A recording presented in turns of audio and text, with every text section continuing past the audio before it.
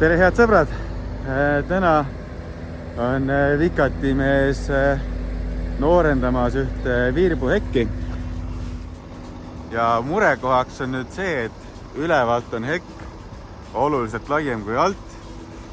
Ja nüüd, kui me püüaksimegi seda vormida, siis tagasilõikuse tulemusena jäävad turritama siit välja mega suured ja koledad köndid.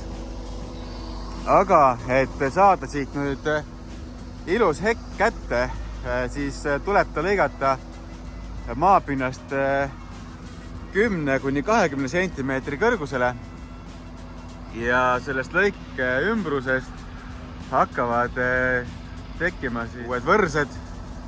Ja siis neid uusi võrseid kujundades saame sellise ilusa, korrektse ja tugeva heki. You've got to get a hold of yourself.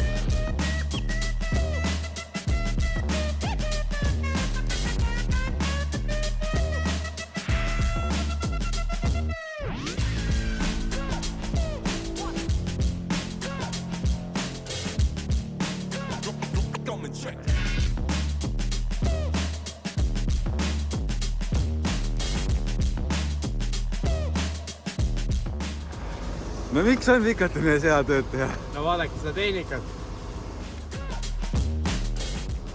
Käsitööd on palju vähem. Oh, that's real good.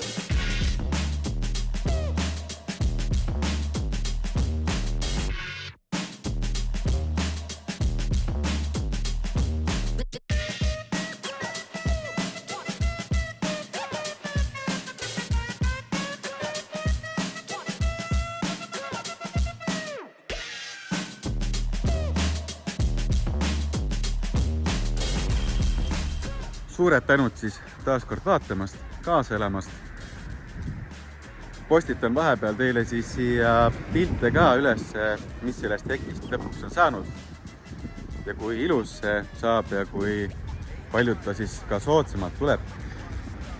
Aga vahva, mina tänan ja kohtumiseni. Tšau!